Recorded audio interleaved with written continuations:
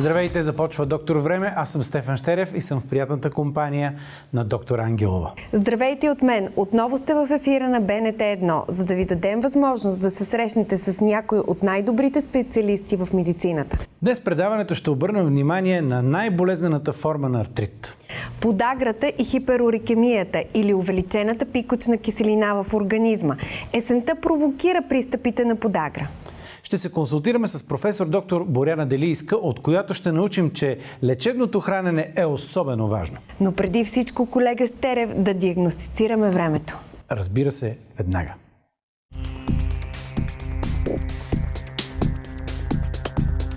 След новолунието, за което говорихме миналата седмица, следейки хода на Луната, сме в първа фаза, когато Луната продължава да се движи на изток, обратно на часовниковата стрелка.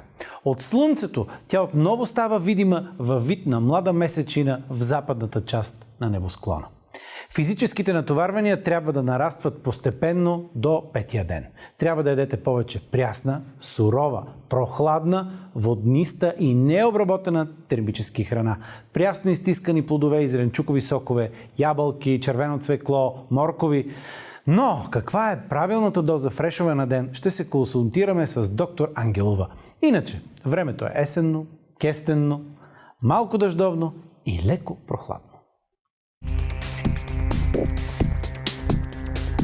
В първата фаза на Луната, особено в нейния край, чая, фреша, течностите се смукват по-добре от кожата и се движат навътре към тялото. Тази особеност е много важна при лечебното хранене, особено при диетите за подагра. С климатичните промени във времето и настъпването на есента, пристъпите на подагра се засилват. С какво трябва да внимаваме в менюто си? По колко количество фреш на ден да пием? Или да минем на глад и пости? Ще разберем от интервюто ми с професор доктор Боряна Делийска. Нараства ли честотата на пациентите с хиперурикемия? И с подагра, и с хиперурикемия нараства.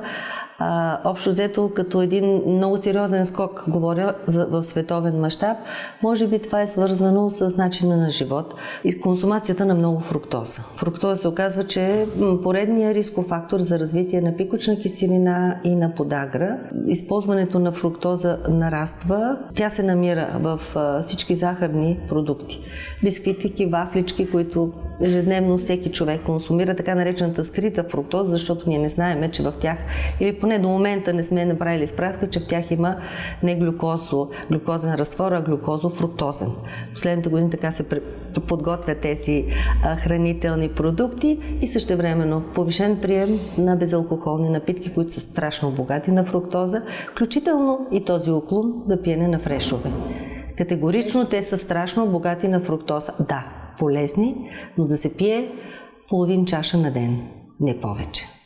Защото организма реагира на всичко, което му е много. Той реагира, ако месото му е много, ако захарите му са много, ако фрешовете му са много. Организма е много добре балансирана система, но тя дава съответни отклонения, ако я претоварите в някакъв аспект. Диети се препоръчват при подагра? Много ограничена консумация, ако може да не се консумира. Първо, това са алкохоли. Алкохол всякакъв вид, включително и ликьор, включително и бира. Бирата се казва, че е фабрика за пурини, а всъщност пурините са прародителите на пикочната киселина. Постъпвайки в организма, те се преработват до пикочна киселина и съответно дигат пикочната киселина с поява последствие на подагра. Така че бирата е фабрика за пурини. Препоръчва се да се ограничи приема на млади меса. Младото месо, това е телешко, агнешко, дивечовото не се препоръчва. Месни супи с месо, защото месният бульон също е много богат на тези вещества, пурини. Желателно е, ако се ядат риби, те да не са толкова масни, т.е. не се препоръчва прекомерно ядене на сьомга, на скумрия. Морските дарове също са в забранените продукти. Има група хранителни продукти, които биха могли да се консумират също при наблюдение от страна на човека, дали не ям много от тях. Умерен прием.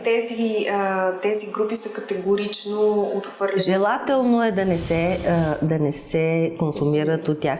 Винаги съм казвала и винаги съветвам нашите пациенти. Няма да е фатално, ако хапнат много малко количество агнешко за Великден. Или много малко количество дроб сърма, която също е забранена. Няма нищо да стане.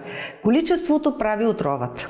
А от зеленчуците и плодовете, кои трябва да се избягват и кои...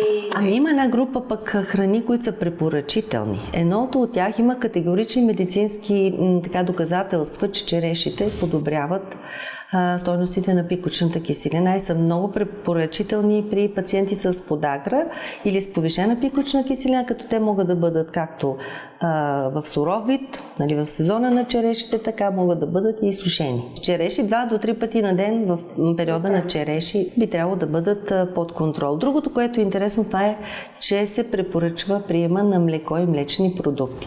Млекото категорично спомага за намаляване на пикочната киселина в кръвта. Така че прясно мляко, кисело мляко и всички млечни продукти са препоръчителни за пациенти с тези отклонения в пикочната киселина. Кафето се препоръчва, защото то също намалява пикочната киселина. Аз това мисля, че може да зарадваме хората, които обичат кафе. Може да се консумират и риби, като има и интересни проучвания, че се препоръчват. Като се консумира риба, тя да е варена или да е пържена.